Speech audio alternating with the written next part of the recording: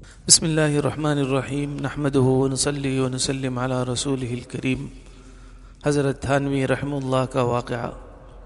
بارہ اکبر پور ایک مقام ہے، اس کے قریب ایک چھوٹا سا اسٹیشن لال پور ہے۔ ایک دفعہ میں بارہ سے وہاں پہنچا اور بارش کے سبب وقت سے پہلے پہنچا۔ اتفاق سے جس وقت میں پہنچا بارش ہونے لگی اور اسٹیشن کا سائبان وہ جاڑے سے نہ بچا سکتا تھا۔ اکبر پور میں ایک منصف صاحب میرے جاننے والے تھے، ان کو اطلاع ہو گئی تو انہوں نے اسٹیشن ماسٹر کو لکھ دیا کہ یہ ہمارے دوست ہیں، ان کی راحت کا کافی انتظام کیا جائے۔ اس غریب نے ہمارے واسطے ایک بڑا کمرہ کھلوا دیا۔ شام ہوئی تو چوکیدار سے کہا کہ کمرے میں روشنی کر دو۔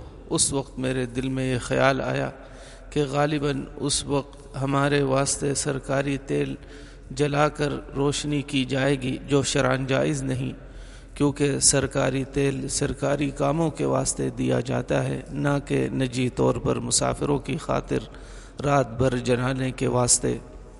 اب اگر اسٹیشن ماسٹر مسلمان ہوتا تو میں بے تکلف اسے کہہ دیتا کہ ہمارے واسطے سرکاری تیل کا جلانا جائز نہیں، مگر وہ تو ہندو تھا۔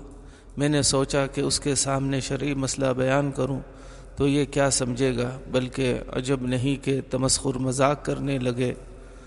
غرض جب کوئی تدبیر سمجھ میں نہ آئی تو میں نے خدا تعالی سے دعا کی کہ اس وقت آپ ہی مجھ کو گناہ سے بچائیے۔ میری کوشش تو بیکار رہی۔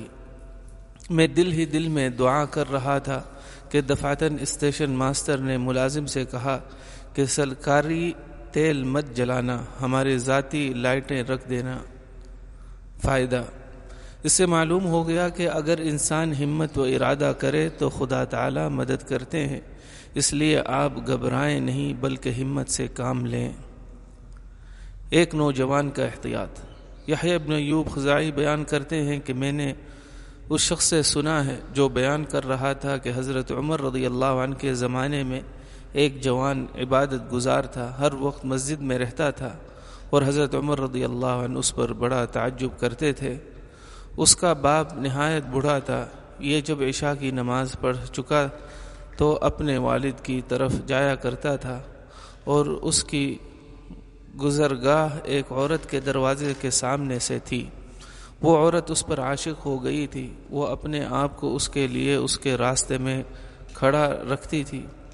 ایک رات اس جوان کا گزر اس کی طرف ہوا، یہ عورت اسے پھسلانے لگی، یہاں تک کہ یہ جوان اس عورت کے پیچھے چلا۔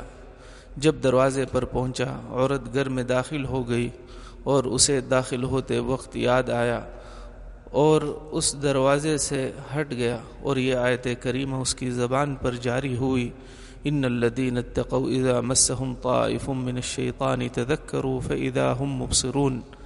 یقیناً جو لوگ خدا ترس ہیں، جب ان کو کوئی خطرہ شیطان کی طرف سے آ جاتا ہے تو وہ یاد میں لگ جاتے ہیں، سو یکا یک ان کی آنکھیں کھل جاتی ہیں۔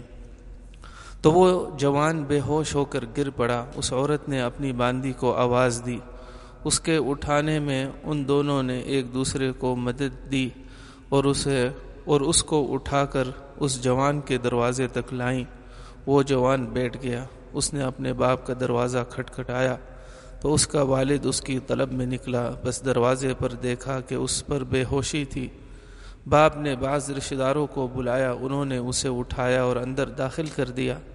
اس جوان کو ہوش نہ آیا یہاں تک کہ رات کا وہ حصہ چلا گیا جو اللہ نے چاہا۔ اس وقت اس کو ہوش ہوا۔ اس کے والد نے اس سے پوچھا، اے میرے بیٹے، کیا حال ہے؟ جوان نے کہا، خیر ہے۔ باپ نے کہا، میں تجھ سے اللہ کا واسطہ دے کر پوچھتا ہوں۔ تو جوان نے اپنے باپ کو ساری بات کی خبر دی۔